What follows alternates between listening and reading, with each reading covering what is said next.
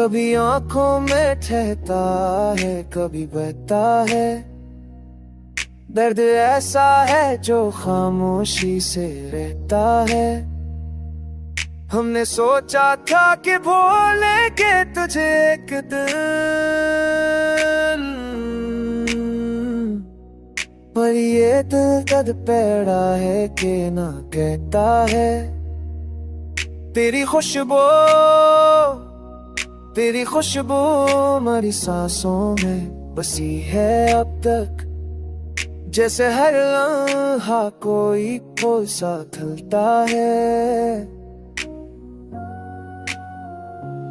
जिंदगी तेरी कमी से भी मुकम्मल ना हुई। कोई गोशा है जो खाली सा ही लगता है।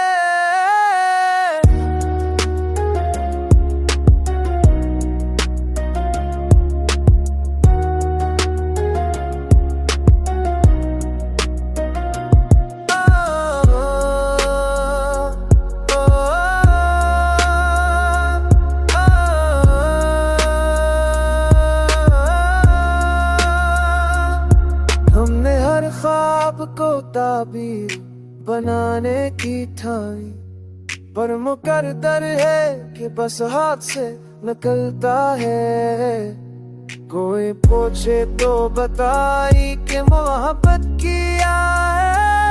ये वो जज्बा है जो चलता भी है, पलता है। हमने देखा है जमाने का बदलता मौसम, दिल मगर अपने उसूलों पे ही